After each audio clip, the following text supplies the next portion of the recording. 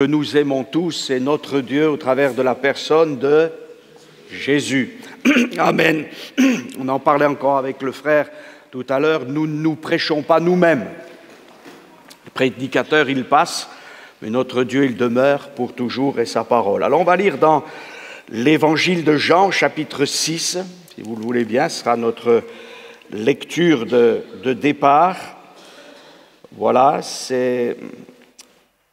Jésus a multiplié les pains, il parle du pain de vie, il est le pain de vie. Vous savez que Jésus dira voilà, que les pères sont morts dans le désert, même avec la manne, nourriture miraculeuse, mais lui, il est le pain de vie. Et voici ce qu'il dit dans Jean 6, 26. Jésus leur répondit, en vérité, je vous le dis, vous me cherchez. Non parce que vous avez vu des miracles, mais parce que vous avez mangé des pains et que vous avez été rassasiés. Travaillez, non pas pour la nourriture qui périt, mais pour celle qui subsiste, pour la vie éternelle, et que le Fils de l'homme vous donnera, car c'est lui que le Père, que Dieu lui-même a marqué de son sceau. Amen. Alléluia. Voilà. Vous, Jésus dira donc, vous n'avez pas, c'est pas à cause des miracles, mais parce que vous avez mangé des pains. Alléluia, ils avaient faim, leur estomac criait famine, et Jésus a multiplié les pains et les poissons, et ils ont été nourris, rassasiés. Et je pense que dans ces temps qui viennent, nous avons besoin d'être rassasiés. Alors bien évidemment, je l'expliquais à quelqu'un il n'y a pas longtemps qui ne comprenait pas ce texte, le Seigneur ne nous dit pas de ne pas travailler et que la nourriture va venir toute seule. Non, c'est pas ce que le Seigneur Jésus a voulu dire. Nous travaillons, il y a un temps pour travailler, pour gagner la nourriture de ce siècle, de ce temps. Voilà, et c'est pas facile hein, dans les temps qui courent. Voilà, mais nous ne devons pas travailler que pour cette nourriture et penser que cette nourriture va nous rassasier. Elle rassasiera notre estomac, alléluia, et nous bénissons le Seigneur. Et c'est pas une tradition à négliger que de remercier le Seigneur pour le pain qu'il nous donne. Mais si nous avons besoin du pain qui sort de chez le boulanger pour nourrir et bien d'autres choses encore pour nourrir notre corps, nous avons besoin du pain de vie qui va nous rassasier. Et quelqu'un qui n'est pas rassasié, il est insatisfait, il va peut-être tomber dans le découragement ou dans l'irritation, il va peut-être se révolter, il va aussi perdre des forces. Et si nous avons besoin de glucides, de lipides et autre chose, nous avons besoin de la nourriture, et la nourriture n'est pas simplement une lecture de la Bible, mais une relation de communion avec une personne. Alléluia. Nous ne pouvons pas, en tant que prédicateurs, simplement prendre des versets de la Bible, les livrer à quelques-uns et dire, voilà, nous vous encourageons, ça sera bien, mais ça n'ira pas loin. Nous présentons une personne et nous invitons tout homme, toute femme, un enfant, une personne âgée, tous ceux qui veulent bien s'approcher de Jésus, d'aller vers Jésus pour être nourris. Amen. Et Jésus va dire quelque chose, et c'est là-dessus que je vais parler pendant quelques instants, si vous le voulez bien. Mais Jésus dit travailler, non pour la nourriture qui périt, mais pour celle qui subsiste, pour la vie éternelle. Donc, finalement, on cherche la nourriture spirituelle. C'est un travail. Ah, c'est peut-être... Parfois, on pense que les choses spirituelles, ça nous tombe, excusez-moi, là. Non, il faut aller les chercher. Amen. C'est comme un travail. De la même façon qu'on est quand même heureux, je pense, de travailler et ensuite d'avoir la nourriture. On est heureux aussi de se placer devant Dieu. Certes, parfois c'est difficile. On prie, on lit la parole de Dieu, on se tient devant Dieu, on écoute Dieu. Ça peut être fatigant, oui, mais quelle bénédiction, quelle richesse. Quelle nourriture, parce que celui vers qui nous allons ne nous a jamais déçus. Amen, vous voyez? Tu as raison, René, de dire ça. Vous voyez? Et il ne nous déçoit pas. Voilà, et il nous est dit, travaillez pour la vie éternelle et que le Fils de l'homme vous donnera. Il ne nous le vend pas. Il nous le donne. Amen. Alors on travaille à chercher sa face, oui, on travaille pour la vie, pour cette subsistance éternelle, mais il nous le donne. Et il nous est dit, c'est ça, car c'est lui, Jésus, que le Père, que Dieu lui-même, ça c'est important, que Dieu lui-même a marqué de son sceau. Je ne sais pas si on réalise parfois. Vous savez, on est tous comme ça quand on lit la Bible. On finit par ne relire que certains textes qu'on nous a communiqués. Mais je vous invite, quand vous lisez la Bible, des fois de vous arrêter sur un verset. Et voilà, bien sûr, Jésus parle de la nourriture terrestre, de la nourriture spirituelle, mais il y a quelque chose de très important. Le Père lui-même, a marqué Jésus de son sceau. Alors, qu'est-ce que c'est qu'un sceau? On y reviendra. Les grands et les puissants de l'Antiquité, et encore aujourd'hui, les sceaux existent. Alors, les sceaux S-C-E-A-U, hein? Pas le sceau qu'on utilise pour le jardin ou autre chose. Hein? Voilà, quelque chose de scellé. Il faut bien s'expliquer. Hein? Donc, c'est la marque. Jésus a été marqué, c'est le sceau de Dieu, il est scellé du Père. C'est l'autorité suprême. Et les puissants, les monarques, les dignitaires, les propriétaires ou les marchands marquaient de leur sceau ce qui leur appartenait. Amen. Jésus n'est pas, simplement quelqu'un qui aurait fait du bien à l'humanité. Non, il est issu du Père, il vient du Père, et Jésus dira, celui qui me connaît le Père. Amen. Et c'est formidable que Jésus soit venu sur la terre, pas resté dans le ciel, mais il nous a montré, d'abord il a une théorie doctrinale parfaite, bien sûr, mais il nous a montré le côté pratique, allant de lieu en lieu, bénissant et guérissant tous ceux qui étaient sous l'empire du diable. Et il est l'exemple parfait et suprême. Amen. Alors la marque, mais aussi, c'est ça peut-être qui est important dans ces temps de folie, où parfois peut-être même les croyants que nous sommes, on se dit, mais où on va? Où sont les repères? Quand il y a quelque chose qui est marqué du sceau de Dieu, Jésus lui-même, c'est notre sécurité. Amen. Pourquoi? J'ai noté, là, j'ai dit, voilà, les dignitaires, on reviendra aux dignitaires, aux grands et aux puissants de ce siècle, mais les propriétaires et les marchands de tout ce qui pouvait être vendu, du blé, de l'orge, de l'huile, du vin, de toutes les matières précieuses qu'il y avait dans l'Antiquité. On mettait ça dans des récipients, parfois des amphores, on fermait tout cela et on scellait.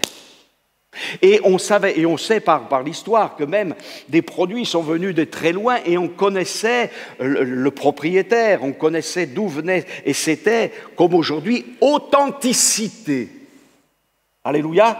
Donc, appartenance, sécurité, authenticité. Parce que vous savez que vous pouvez prendre, ça se fait, hein, c'est pas le flacon ou le récipient, vous pouvez mettre un produit de la mauvaise huile ou je sais pas, du mauvais parfum dans une magnifique bouteille. Et puis vous pouvez prendre une bouteille toute simple. Et puis vous mettez un excellent parfum. Et en fait, c'est plutôt la deuxième chose qu'il faut choisir. Qui sommes-nous?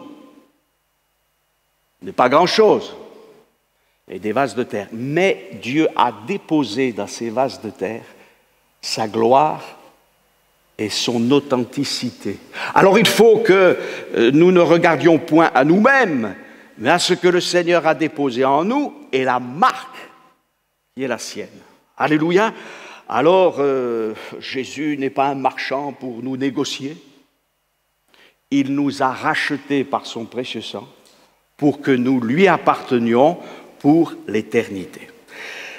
C'est assez étonnant si vous lisez dans Ésaïe 14 et dans Ézéchiel 27, il est question du prince de Tyr, etc., mais bien sûr il est question de Satan. Et Satan, nous dit l'Écriture, je vais vous livrer ce texte qui est dans Ézéchiel 28, voilà, c'est un ange puissant, un archange, et par le biais du roi de Tyr, Ézéchiel va prophétiser, il va dire « Fils de l'homme, prononce une complainte sur le roi de Tyr. Tu lui diras ainsi, parle le Seigneur l'Éternel. Tu mettais le sceau à la perfection. Tu étais plein de sagesse, parfait en beauté. Tu étais en Éden, le jardin de Dieu. Tu étais couvert de toute espèce de pierres précieuses, de sardoine, de topaze, de diamant, de chrysolite, d'onyx, de jaspe, de saphir, d'escarboucle, d'émeraude et d'or. Tes tambourins et tes flûtes étaient à ton service. L'adversaire était le chef d'orchestre de la louange de Dieu. » Et d'ailleurs, c'est ce qu'il a piégé dans son orgueil aussi, sa sagesse, ses vêtements, ce dont il était revêtu, et aussi le fait qu'il était là comme, voilà, tes tambourins, il nous est dit, donc, tes tambourins et tes flûtes étaient à ton service, préparés pour le jour où tu fus créé. Il y a une grande différence entre l'adversaire et bien sûr Jésus qui est incréé, qui est de toute éternité. Tu étais un chérubin protecteur, aux ailes déployées, vous imaginez ? Je t'avais placé, tu étais sur la sainte montagne de Dieu, tu marchais au milieu des pierres étincelantes, tu as été intègre dans tes voies depuis le jour où tu fus créé, jusqu'à celui où l'iniquité a été trouvée chez toi. L'iniquité, la chute de Satan. Terrible. Et dans sa chute, Satan qui perd finalement tous ses pouvoirs, peut-être pas instantanément parce que Dieu va lui laisser une certaine limite, va essayer de faire croire qu'il peut toujours mettre le sceau à la perfection. Et comme il ne peut pas mettre le sceau à la perfection parce qu'il est tombé dans l'iniquité, c'est-à-dire l'injustice, il a voulu être comme Dieu.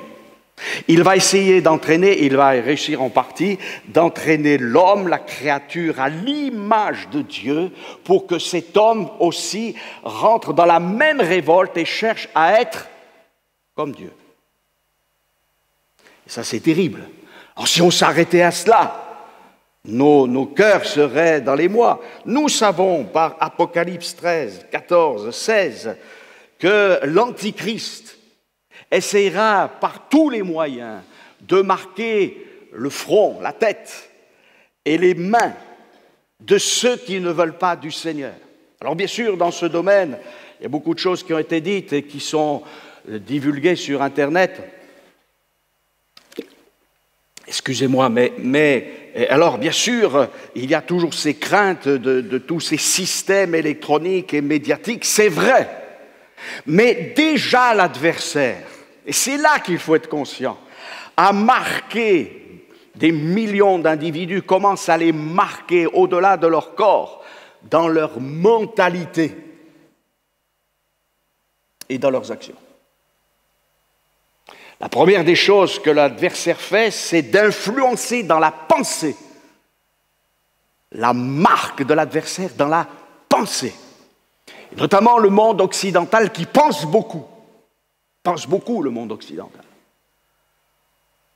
Mais qui finalement, lorsqu'il agit, c'est la détresse, c'est la souffrance, c'est l'injustice, c'est la mort, c'est les abus de toutes sortes, c'est les meurtres, le terrorisme et toutes choses, non seulement le monde occidental, mais le monde entier, parce que le monde entier gît sous la puissance du malin. Et pour se défaire de la puissance du malin, il faut passer des ténèbres à la lumière, de la puissance de Satan à Dieu. Et je voudrais remarquer qu'il n'est pas dit de dire simplement de la puissance de Satan à la puissance de Dieu, mais à Dieu. C'est beaucoup plus grand que ça. Parce que Dieu est puissant, mais il n'est pas que puissant. Alléluia. Il est miséricordieux. Il est amour. Il est fidèle. Alléluia. L'adversaire utilise sa puissance, mais elle est si petite par rapport à celle de Dieu. Et mes frères et sœurs, il faut que nous nous encouragions les uns les autres en disant « Le Seigneur est tout-puissant » dans sa grâce, dans son amour, et arrêter de faire une sorte de manichéisme, c'est-à-dire de croire que Satan est presque aussi puissant que Dieu.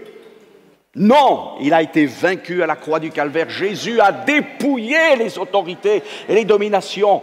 Et nous avons besoin, nous allons le voir, de la vie de l'Esprit.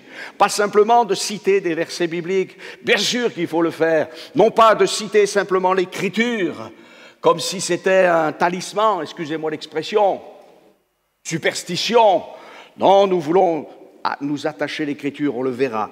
Alors bien sûr, il fera que petits et grands, riches et pauvres sucent une marque sur leur main droite et sur leur front.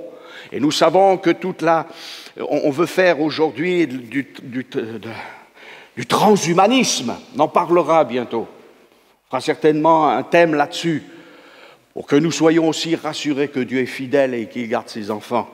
Mais ne pas aussi oublier les desseins de l'adversaire, les plans de l'adversaire, qui est d'entraîner l'humanité à sa perte. Mais gloire soit rendue à Dieu. Alléluia, il est sorti du tombeau, il est vainqueur et il nous a dit, et c'est sur ces paroles que nous nous appuyons, qu'il nous garderait si nous lui sommes fidèles. Alléluia. D'ailleurs, il nous est dit, en Apocalypse 19, parce qu'il faut voir les conclusions, hein, parce que si on ne va pas à la conclusion de la Bible, on est déçu. Mais je lis les conclusions, et la bête fut prise avec elle, le faux prophète, qui avait devant elle fait des prodiges, qui avait séduit ceux qui avaient pris la marque de la bête et adoré son image, et ils furent tous les deux jetés vivants dans les temps ardents de feu et de soufre. Donc la bête et le faux prophète sont déjà, voilà le jugement qui est là. Et nous avons cet immense privilège, et je crois que même les mots sont petits, d'appartenir à Christ. Alors qui pourra nous séparer de l'amour de Dieu manifesté en Jésus-Christ? Et vous connaissez la liste. Le seul qui puisse, je vais bien le dire, c'est un avertissement, mais n'ayez pas peur, surtout n'ayez pas peur. Le seul qui puisse nous séparer de Dieu, c'est nous-mêmes. Aucune chose extérieure, aucune puissance démoniaque ne peut nous séparer de Dieu. Amen. Après, si nous, on ne veut plus du Seigneur, quelle folie, ce serait une folie. Et peut-être quelqu'un va me dire, oui, mais s'il y a tel événement, t'inquiète pas, mon frère, Dieu te donnera la force au moment où il faut. Il le donne à nos frères qui sont ailleurs dans le monde, donc il le fera, parce qu'il est fidèle. Amen, il va nous garder. Si nous prions pour nos frères et sœurs qui sont persécutés, et ils sont gardés malgré des choses horribles, et on ne veut même pas les citer parce qu'il y a des enfants ici, mais il est fidèle. Alors s'il est fidèle pour ceux qui sont aux extrémités du monde, pourquoi ne serait-il pas fidèle? Alors, si l'adversaire a des marques, il peut nous marquer dans notre corps. Aujourd'hui, les gens se font de plus en plus de marques dans leur corps. On peut, je ne parle pas de nos vies passées, tout ça, le Seigneur n'est pas ce type de juge. Au contraire, si quelqu'un est en Christ, les choses anciennes sont passées. Les choses sont devenues nouvelles. Mais il y a les marques qui se voient, mais il y a les marques qui ne se voient pas aussi. Hein. Vous savez, il y a des gens qui disent qu'il ne faut pas toucher un enfant dans le sens qu'on ne peut plus le corriger, le toucher sur le bras ou sur les cuisses, parce que, oula! Mais par contre, on peut dire toutes sortes de pourritures à un enfant verbalement et le détruire complètement. En lui disant, est-ce que tu as un garçon ou une fille? Peut-être qu'il faudrait que tu changes. Ça, c'est la marque de la bête. Ça, c'est des choses plus puissantes et destructrices. Et notre monde est en train de tout tordre. Bien sûr qu'il ne faut pas frapper les enfants d'une manière excessive. Il ne faut pas les frapper. Il faut essayer de tout faire pour indiquer bien un enfant. On est tous d'accord. Celui qui touche un enfant, c'est terrible. Nous sommes là pour défendre les enfants. Je ne sais pas pourquoi je dis ça, ce n'était pas dans ma prédication, mais aimons nos enfants, et puis les plus âgés aussi. Donc ça, c'est important. Alors l'adversaire mettra des marques, parce que l'enfant, peut-être dès sa jeunesse, aura été violenté plus que ça. Peut-être que aussi c'est un homme, une femme qui sera battu. Et la marque, elle est là, la souffrance est là. Des paroles, on a tous dit des paroles aux autres qui étaient blessantes. On en a reçu aussi. Et l'adversaire cherche à nous déstabiliser pour que nous ne soyons pas dans le shalom de Dieu, que nous ne soyons pas dans la paix de Dieu. Mais Jésus nous a dit, je vous donne ma paix, je vous laisse ma paix. Alléluia, le roi a le sceau et c'est lui qui va nous marquer de son sceau. Paul aux Éphésiens va dire quelque chose. Il va dire, n'attristez pas le Saint-Esprit. Preuve que c'est une personne. Par lequel vous avez été scellés pour le jour de la rédemption. Amen. Lorsque nous nous sommes convertis, eh bien, nous avons été scellés du Saint-Esprit. Amen. Pourquoi? Parce que le Saint-Esprit est venu dans nos vies. Je ne parle pas du baptême du Saint-Esprit. Je ne parle pas des dons spirituels. Mais quand quelqu'un devient une nouvelle créature, le Saint-Esprit vient en lui. Nous sommes devenus enfants de Dieu. Et le Saint-Esprit, après notre repentance sincère, après cette régénération, nous dit que nous sommes devenus enfants de Dieu. Alléluia. Et parce que nous sommes enfants de Dieu, nous appartenons à Dieu. Et nous avons la marque du Saint-Esprit et nous appartenons à lui. Et comme je le disais, c'est l'appartenance, c'est la sécurité aussi. Amen. Alors, on ne veut pas attrister le Saint-Esprit. Toujours dans Éphésiens, chapitre 1er, verset 13, il est dit ceci, et c'est ça qui est important, en lui, vous aussi, après avoir entendu la parole donc de vérité, pas n'importe quelle parole, l'évangile de votre salut, en lui vous avez cru et vous avez été scellés du Saint-Esprit qui avait été promis. Prophète Joël et d'autres prophètes aussi, bien évidemment, lequel est un gage de notre héritage pour la rédemption de ceux que Dieu s'est acquis à la louange de sa gloire. Alléluia. Merci Seigneur pour ton esprit. Mais qu'allons-nous faire? Voilà. Et Paul dit, or si nous sommes enfants, nous sommes aussi héritiers, héritiers de Dieu et co-héritiers de Christ, si toutefois nous souffrons avec lui, afin d'être glorifiés avec lui. Donc nous avons un héritage. Alléluia. Vous y pensez, non? Parce que les héritages de ce siècle, il y en a, ils héritent du vent, hein, parce que leurs parents, malheureusement, ils n'ont rien. Et peut-être que... moi, je le dis d'ailleurs, hein, je le dis aux jeunes couples, faites confiance au Seigneur, n'attendez pas les héritages. Si vous avez un tant mieux, mais il faut travailler. Et tout travail mérite salaire. Voilà. Aujourd'hui, on veut gagner de l'argent. Non, il faut gagner pour sa vie. C'est autre chose. Et je pense qu'on est pour la plupart comblés et Dieu peut intervenir en faveur de ceux qui sont dans des détresses sociales parce qu'il est fidèle. Il l'a fait pour moi, il l'a fait pour d'autres. Et Dieu, c'est quelqu'un qui pourvoit aussi à nos besoins. Et dans 2 Corinthiens 1, il nous est dit, car tout ce qui concerne toutes les promesses de Dieu, car pour ce qui concerne toutes les promesses de Dieu, c'est en lui, qu'est le oui, c'est-à-dire l'amen. C'est pourquoi encore l'amen par lui est prononcé par nous à la gloire de Dieu. Et celui qui nous a fermis avec vous en Christ et qui nous a oints, c'est Dieu, lequel nous a aussi marqués d'un sceau et mis dans nos cœurs les arts de l'esprit. Amen. Il nous a marqués. Quelle est la personne, mon frère, ma sœur, qui t'a le plus marqué dans ta vie? Il y a des gens qui nous marquent. Remarquez qu'il y a des gens, on aurait aimé qui ne nous marquent pas. Voilà. Après, il y a des gens, ils nous ont marqués, mais c'est vrai qu'ils nous ont fait du bien. Hein? Et la Bible nous dit de souvenir de ceux qui nous ont précédés, des témoins de Christ, qui sont même cités dans Hébreux 11, etc. Pourquoi? Parce que ça nous encourage. Mais il faut reconnaître que les hommes, ils ont leurs limites. Et vous savez, parfois il y a des gens, on les connaît, puis plus on les connaît, au début on voit que leurs qualités. Et plus on se connaît, plus on voit les défauts. Mais il ne faut pas oublier les qualités. Hein? Ça c'est en ce qui concerne les hommes. Mais notre Dieu, quand on a commencé à le découvrir, on a dit c'est bien. Moi quand j'ai commencé à suivre le Seigneur, j'ai dit c'est formidable. Et aujourd'hui, je ne peux plus trouver les mots. Parce que formidable, c'est petit.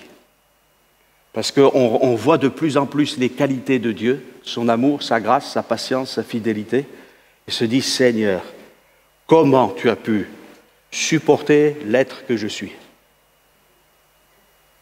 Avec ses limites, avec ses découragements, avec ses irritations, enfin bref, j'arrête. Hein.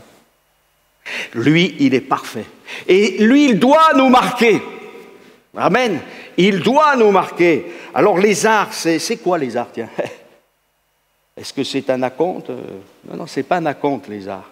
Vous savez qu'il y a une loi française qui est importante.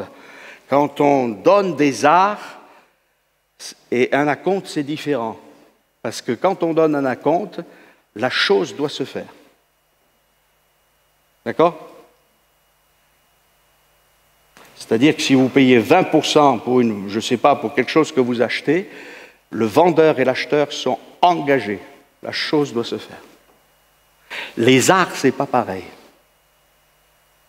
Les arts, c'est quand une personne donne à une autre, mais si le contrat n'est pas rempli, elle va récupérer son bien et l'autre. Enfin bref, c'est pas comme un acompte. C'est quelque chose qui nous met dans une situation où il faudra que les deux parties ne mentent pas et accomplissent la chose. Nous avons un Dieu, et ça nous a été rappelé, qui ne ment pas. Mais nous, on peut mentir. Ou on peut faillir.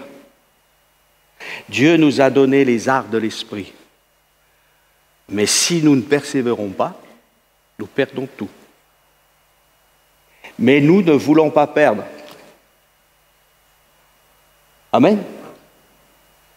Parce que quand Dieu s'engage, lui s'engage. Je ferai remarquer que toutes les alliances dans l'Écriture n'ont pas été rompues par Dieu. Hein. C'est les hommes qui ont rompu les alliances.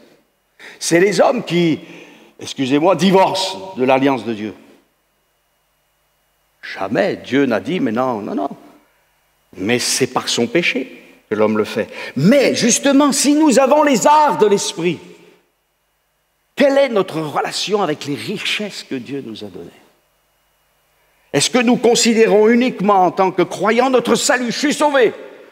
Ou est-ce que nous considérons notre salut exceptionnel, pour lequel nous bénissons le Seigneur, mais aussi toutes ces richesses spirituelles qu'il nous a données, non pas que pour nous, mais aussi pour les autres et surtout pour sa gloire. Parce que vous remarquez que tous ces textes où il est question de l'Esprit de Dieu, c'est toujours pour la gloire de Dieu. Et pas pour notre gloriole personnelle. Vous savez, je crois que maintenant, il y a ce chant qui dit « À toi la gloire au ressuscité », mais moi, des fois, j'ai l'impression que les gens disent « À moi la gloire ». Mais ils sont morts. Non, ce n'est pas à nous la gloire, à toi la gloire, les arts de l'esprit. Alors nous ne voulons pas perdre ce que le Seigneur nous a donné. Et dans ces temps qui sont les derniers, mes frères et sœurs, l'adversaire fera tout pour nous faire oublier toute la richesse de notre Dieu, tous les dons qu'il nous a faits. Nous pouvons et nous allons rechercher peut-être des bénédictions qui n'ont rien à voir avec le plan de Dieu. Alors, la vie de l'esprit, c'est quoi? C'est d'abord que nous appartenons au Seigneur. Nous ne nous appartenons plus à nous-mêmes. Jacques, dans son épître, dira « Ne dites pas « je ferai ceci, je ferai cela ». Dites « Dieu voulant ». Voilà. Et surtout, Seigneur, Dieu voulant, mais peut-être si je cherchais d'abord ton plan pour ma vie. Vous savez que Dieu donne de bonnes choses à ses enfants. Amen. Le sceau, la marque. Vous savez, il faut bien comprendre, le livre d'Esther est très intéressant à ce sujet. Le roi Assuérus a failli se faire avoir par un certain Aman. Qu'est-ce qu'il a fait? L'autre lui a raconté quelque chose de faux sur Israël, comme d'habitude d'ailleurs en général. Hein? Parce que toutes les fausses choses qu'on dit sur Israël, c'est permanent. Mais enfin, voilà, je ferme la parenthèse. Donc il a dit, voilà, il y a un peuple, ceci, cela, qui est contre toi, qui n'observe pas, voilà. Jusqu'ici, le roi n'avait pas entendu parler de ce peuple, vous voyez. Et nous, les croyants, on n'a pas entendu beaucoup parler de nous, hein, pendant pas mal d'années, hein. Et puis d'un seul coup, on dit, oh, ces évangéliques, ils sont dangereux. Ah bon? Parce qu'ils prêchent l'évangile, en fait, c'est tout, hein. Parce qu'ils parlent du péché, parce qu'ils parlent de Jésus. Voilà. Et voilà. C'est vrai qu'on a un danger pour le Haman spirituel, l'adversaire de nos âmes. Je ne parle pas des hommes. Les hommes, c'est rien. Et voilà. Et Assuérus a pris son anneau et l'a donné à Aman. Et lui, il a fait une loi de destruction. Vous voyez? Mais dans sa folie, il a jeté le sort. Vous voyez, avec ses pratiques occultes. Et la date, elle était bien éloignée. Ce n'était pas 3 jours après sa décision, plusieurs mois. Mais entre-temps, je relisais ça dans le livre de prophète Daniel, c'est lui qui change les temps et les circonstances, vous le savez. Entre-temps, le roi se fait lire les chroniques. Et il dit, mais on n'a rien fait pour celui qui a évité qu'on me tue. Alors on va l'honorer. Et Aman a commencé à tomber devant Mardochée. Vous voyez? Et après, on a pendu Aman. On lui a retiré l'anneau du roi et on l'a donné à Mardochée. Chers amis, le chérubin protecteur qui était là, il n'a plus d'autorité. Mais l'autorité n'a pas été donnée à Mardochée, elle a été donnée à Jésus. Pas pour un temps, pas pour sauver simplement un peuple, il fallait que le peuple juif soit sauvé, mais pour sauver toutes les nations, Israël compris. Ça, c'est ce que nous devons retenir. Il est vainqueur. Jésus est le sceau de Dieu. Il est l'authentique. Il est notre sécurité. Il est notre salut. Alléluia. Alors, Cantique des Cantiques. Vous aimez le Cantique des Cantiques? Ah oui. Alors, je vais vous dire peut-être quelque chose, mais le Cantique des Cantiques, c'est le Saint des Saints. Parce que c'est l'amour de Dieu manifesté d'une manière particulière. Excusez-moi, je reprends mon texte. Alors, Cantique des Cantiques, chapitre 8, on va le lire ensemble. C'est un texte particulier, Cantique des Cantiques, qui est fait pour les gens avec la maturité. Mais c'est, voilà, Cantique des Cantiques, le Saint des Saints. Cantique des Cantiques, chapitre 8 et verset 5. Et là, on découvre l'amour de Dieu pour son peuple, pour chacun d'entre nous. Qui est celle qui monte du désert, appuyée sur son bien-aimé? Alléluia. Vous appuyez sur qui, là? Sur le... Non, vous n'avez pas de compte dans un endroit... Hein? Non. Ça ne sert à rien. S'appuyer sur le bien-aimé. Et puis, il nous est dit ceci... C'est le bien-aimé qui parle. Je t'ai réveillé sous le pommier. Là, ta mère t'a enfanté. C'est là qu'elle t'a enfanté, qu'elle t'a donné le jour. Mets-moi comme un sceau sur ton cœur. Alléluia. Comme un sceau sur ton bras. Car l'amour est plus fort. Car l'amour est fort comme la mort, la jalousie est inflexible comme le séjour des morts, ses ardeurs sont des ardeurs de feu, une flamme de l'Éternel. Voyez, le sceau de Dieu, c'est aussi quelque chose qu'on fait par amour. Je me laisse marquer. La bien-aimée, le bien-aimé dit à sa bien-aimée, voilà, je reviens sur ce texte, c'est magnifique, hein, vous pourrez méditer encore chez vous, mais mets-moi comme un sceau sur ton cœur. Alléluia, mais pas que sur le cœur, hein? Comme un sceau sur ton bras.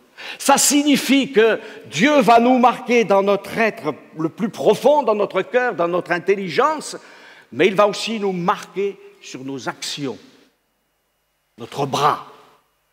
Et la fiancée, elle est là pour recevoir le sceau de Dieu. Amen. C'est une décision d'amour, c'est une appropriation volontaire, c'est une soumission volontaire, avec joie, mon bien-aimé. Comment est ton bien-aimé parmi les bien-aimés? Je vais vous le décrire, alors vous avez la description. Hein. À nul autre semblable. Je veux me laisser marquer. Alléluia. Alors comment Dieu va-t-il nous marquer? Par sa parole, mais pas simplement par le texte, par la parole de Dieu inspirée par le Saint-Esprit, par Jésus lui-même. Paul dira, 2 Timothée 2, « Néanmoins, le solide fondement de Dieu reste debout avec ses paroles qui lui servent de sceau. » Alléluia. Eh oui, le Seigneur connaît ceux qui lui appartiennent, et quiconque prononce le nom du Seigneur, qu'il s'éloigne de l'iniquité. Dieu parle, mais il scelle ses paroles. C'est dit dans le livre de Job. Élihu dira, Dieu parle cependant tantôt d'une manière, tantôt d'une autre. Vous connaissez ce texte, on aime beaucoup ces textes. Et l'on n'y prend point garde. Faire attention aussi peut-être que notre lecture de la Bible soit qu'une lecture d'un livre. Non, c'est la parole de Dieu. Il y a le Saint-Esprit qui va toucher nos cœurs. Alors, Dieu parle tantôt d'une manière, tantôt d'une autre, on n'y prend point garde. Il parle par des songes, par des visions nocturnes. Quand les hommes sont livrés à un profond sommeil, quand ils sont endormis sur leur couche, alors il leur donne des avertissements. Il met le sceau à ses instructions. C'est authentique, c'est vrai, ça lui appartient. Aujourd'hui, il y a des gens qui remettent en question cette parole. Ils ne prennent que quelques paroles de l'Écriture. Et comme Marcion, ce fameux hérétique, ils disent ça nous intéresse, ça nous intéresse pas. Mais moi, je veux me confier à celui qui était rempli du Saint-Esprit, qui dit « Toute Écriture est inspirée de Dieu et utile. » Alléluia, même si ça me fait mal. Mais entre nous, soit dit, arrêtons de nous plaindre. Moi, la parole de Dieu, oui, parfois, elle a bien travaillé à l'intérieur de mon cœur. Mais il n'y avait pas que le couteau qui fait l'incision, il y avait aussi le baume de Galade. Parce que la Bible nous dit que Dieu fait la plaie, mais aussi il pense la plaie. Et il enlève ce qui est mauvais en nous, tandis que l'adversaire nous dit, continue avec ton cancer spirituel, avec avec tout ce que tu as. Voilà. Alors nous savons que c'est authentique. Et quand les choses appartiennent à Dieu, on ne peut pas y toucher. Vous connaissez ce texte de l'Apocalypse où Jean est devant ce livre scellé de 7 sceaux, où la justice de Dieu, et personne ne peut ouvrir parce que quand on faisait un acte notarié dans l'Antiquité, il était scellé, il y avait toutes sortes de règles bien importantes et on ne pouvait pas faire n'importe quoi. C'est comme avec les actes notariés aujourd'hui. Il y a des règles. Ça passe par des principes, il y a des gens qui sont assermentés. Et là, Jean est dans la détresse qui est digne. Personne n'est digne d'ouvrir le livre, sauf l'agneau de Dieu. Et lui, il va ouvrir ses livres. Ça va être terrible parce que les jugements deviennent sur notre monde. Et peut-être qu'on ne veut pas non plus être négatif et parler que de ça, mais Dieu est un Dieu d'amour, mais un Dieu de justice. Et les hommes, vous savez, la Bible nous dit, et vous lirez ça dans l'Apocalypse, que malgré les fléaux, les hommes ne se repentirent pas de leurs œuvres. Mais pour tous ceux qui se repentent, alléluia, le ciel est ouvert. Mais pour ceux qui ne se repentiront pas avec, pourtant, la force de la grâce de Dieu, l'insistance divine, alors ça sera terminé. C'est pour ça que je crois que l'Évangile, c'est solennel, mais c'est aussi glorieux. Alors, voilà, Dieu va épargner ses serviteurs. Mais aujourd'hui, je pense à tout ce langage moderne qui est là devant nous et qui souvent est déformé. Vous savez, aujourd'hui, notre société est marquée par les influenceurs. Vous avez entendu ce mot, hein? Oui, alors qu'est-ce que c'est qu'un influenceur? Parce qu'il ne faut pas dire de bêtises, donc bon, je savais ce que c'était, mais je me suis dit, je vais quand même bien regarder. Un influenceur désigne toute personne qui dispose d'une notoriété sur une thématique spécifique au travers du web et notamment des réseaux sociaux. Il crée des contenus qui diffusent sur des réseaux sociaux selon les briefs, délivrés par les marques, les agences et les annonceurs. Je vous influence. Mais là, ça ne veut pas dire que le contenu est bon. Je vous influence, c'est tout. Il y a les inspirateurs aussi. Alors là, je ne veux pas faire de mauvaises blagues, mais je vais la dire quand même. Je crois que parfois, c'est des aspirateurs. Parce qu'ils nous inspirent, mais le tiroir caisse, il marche bien. Ah, grâce soit rendue à Dieu pour son don merveilleux. Ce que vous avez reçu gratuitement, donnez-le gratuitement. Amen. Et tous ces gens, c'est des personnes qui inspirent des comportements, des actions aux autres. Voilà. Et puis après, il y a tous ceux qu'on connaît depuis des années. Alors bien sûr qu'il y a des gens qui inspirent des bonnes choses aussi.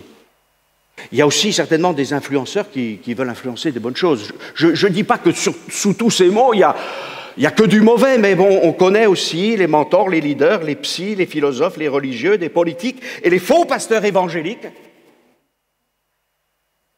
Je vais le dire, oui. Les faux pasteurs évangéliques qui sont des mercenaires. Et ça, c'est le plus grave. Parce que quelqu'un a dit, c'est un grec qui l'a dit, mais des fois, ils ont dit des bonnes choses, ces philosophes, ces écrivains, il n'y a pas pire que la corruption du meilleur. Alors, par qui je vais me laisser influencer? Par la dernière prédication qui a été faite. Paul, qui était quand même un envoyé sincère et droit, se retrouve dans une ville. Il va chez les Béréens. Et la Bible nous dit que ces gens, ils ont bien écouté Paul, mais après, ils ont bien réfléchi avec ça, là. Et quand ils ont vu que ce que Paul disait était exact, alors ils ont reçu comme étant non pas la parole de Paul, mais la parole de Dieu. Amen. Alors il faut que les prédicateurs que nous sommes, il faut prier pour les prédicateurs que nous sommes, restent sur le rocher des siècles, et que tous ceux qui sont des mercenaires et des faux prophètes, eh bien le peuple authentique puisse dire non, nous n'avons rien à faire avec vous. Je veux pas, voilà, je crois que c'est important. Paul dira, vous savez, il va quitter l'église d'Éphèse. J'ai toujours été un peu interpellé par ça, mais Paul dit, je sais qu'en quittant, il y a au milieu de vous des gens qui vont faire du mal au troupeau. Et même des gens de l'extérieur qui vont entrer. Terrible ça. Nous sommes dans des temps, et ça c'est le plus terrible, parce que les fausses doctrines grossières c'est une chose, mais quand c'est subtil. Mais ce n'est pas si subtil que ça, quand on est marqué du sceau de Dieu, et qu'on croit comme étant authentique toute la parole de Dieu, et qu'on dit Seigneur, moi je ne veux pas avoir affaire à tout ça. Je veux que tu me marques, et tu me marques encore. Je veux encore que tu m'influences, toi. Je veux que mon influenceur, ce soit le Saint-Esprit.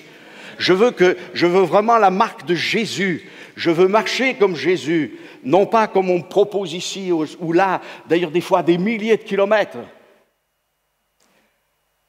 L'Église a commencé à bouleverser le monde parce qu'ils étaient ensemble, spirituellement, dans le même lieu. Que Dieu nous bénisse ce matin, que Dieu nous aide. Et j'aimerais terminer parce que peut-être j'ai dit des choses un peu... Mais comment ça termine le livre de Dieu? Que la grâce du Seigneur Jésus soit avec tous. Donc, n'oublions jamais le dernier verset de l'Écriture. La grâce de Dieu, elle est pour vous, pour cette semaine, pour demain, pour après-demain, à votre travail, dans vos congés, partout, en famille. Que Dieu nous aide et continuez à prier pour les serviteurs de Dieu, pour les pasteurs, pour les croyants, pour ceux peut-être qui se sont affaiblis, pour ceux qui ne viennent plus au milieu de nous, mais surtout avant de revenir au milieu de nous, ou s'ils reviennent au milieu de nous, il ne faut pas simplement qu'ils reviennent au milieu de nous, il faut qu'ils reviennent auprès du Seigneur. Ça, c'est la priorité. Que Dieu nous aide. On va se lever. Et je crois que notre Dieu veut encore nous marquer. Alléluia. Il veut encore nous fortifier. Il veut nous renouveler. On a toutes sortes de soucis, de tracas. Mais Seigneur, marque-moi de ton empreinte, que les gens puissent voir sur mon cœur le sceau qui est le tien, ta vie et ta puissance, mais aussi ton amour et ta grâce.